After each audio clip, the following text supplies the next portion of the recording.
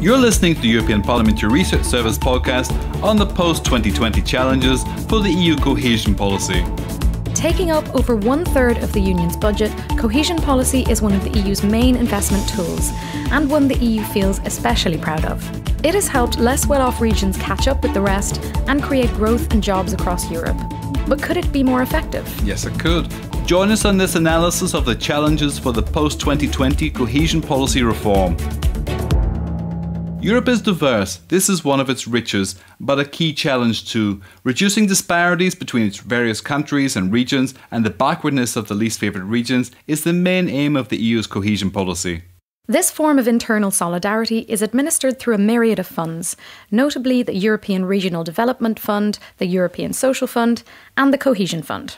Along with the European Agricultural Fund for Rural Development and the European Maritime and Fisheries Fund, they constitute the European Structural and Investment Funds.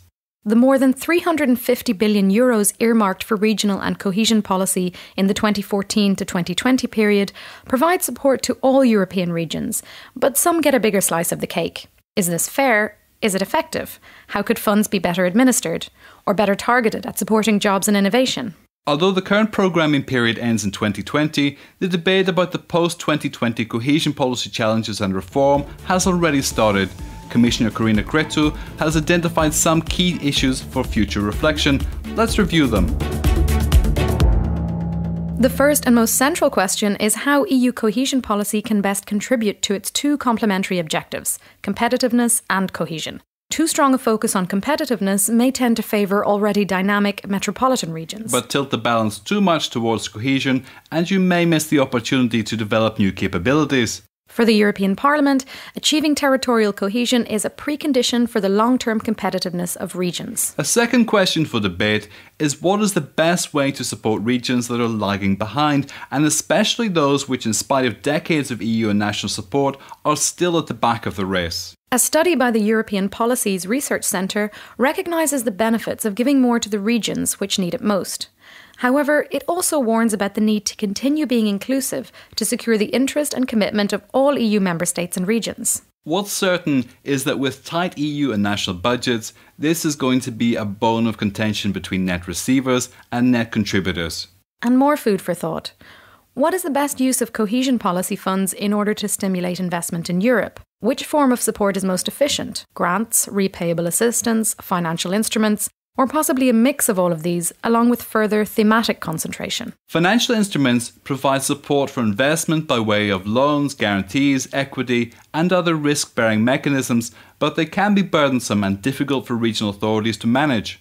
So the European Parliament has called on the European Commission to help make financial instruments more user-friendly for member states and regions. MEPs also want to see more transparency and accountability for financial instruments involving EU money.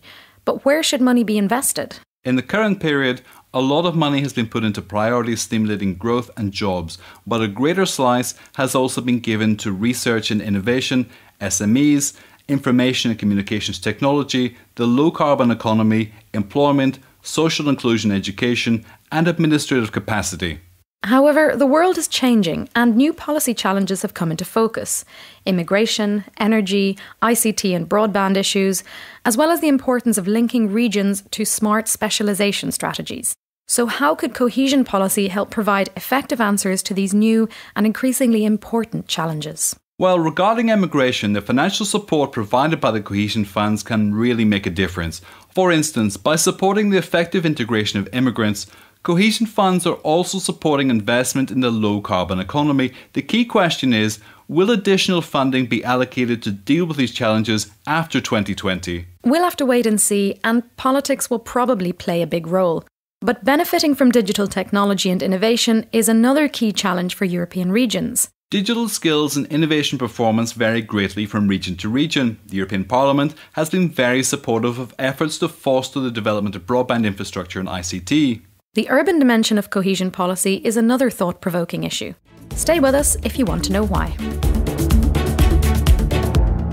Cities and towns are home to more than 70% of EU citizens, and that's where economic growth happens. So at least 50% of the cohesion funds for the current period will be invested in urban areas. And although the European Parliament is a strong believer in the need to develop a real EU urban agenda to improve the implementation of EU and national policies on the ground, not all member states share the same enthusiasm. So here's a few more questions. What role should this urban dimension play in cohesion policy, work in EU action, bring most added value? And on the contrary, how can cohesion policy better support growth, jobs and innovation outside heavily populated areas? The debate is open. Another issue to consider is simplification. That is, making it easier for beneficiaries and managing authorities to use the different cohesion funds. For instance, by facilitating access to funding for SMEs, using simpler ways to reimburse costs, or making greater use of online procedures. The European Commission has already started work on this. Another important question, which is open to debate, is how should cohesion policy funds be allocated?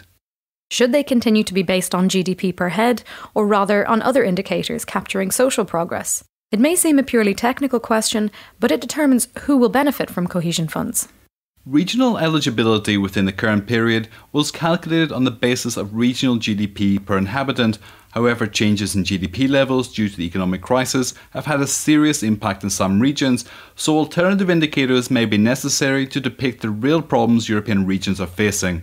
One of these alternative indicators is the Social Progress Index, which takes into account basic human needs, foundations of well-being and opportunity. Another is the Europe 2020 Index, which measures the progress of European countries, regions and cities on the 2020 targets.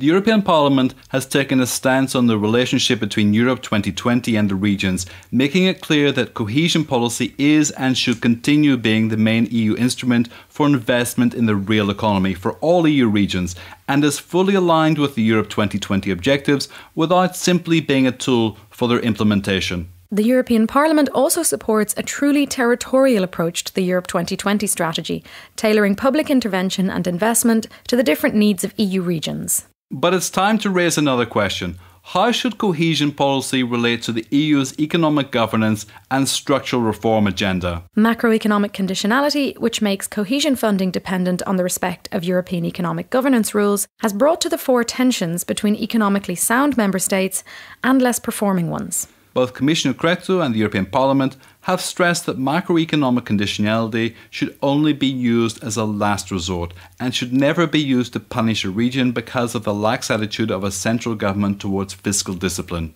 So, what does the future of cohesion policy look like? Stay with us for a quick look ahead. In terms of the procedure, the Commission will most likely table its ideas for the post-2020 period in the 7th Cohesion Report in 2017, which will be followed by a large public consultation. Finally, the new Commission's legislative proposals will be presented in 2018. The European Parliament's Committee of Regional Development will monitor all these developments closely. In terms of the content, a number of factors are still unknown, and a lot will depend on the overall orientations of the EU budget for the post-2020 period. What's clear is that if new political priorities linked to emergency situations, such as the migration crisis, keep on arising, greater flexibility for the allocation of cohesion funds seems unavoidable. We'll be following the debate. You're listening to the European Parliamentary Research Service podcasts.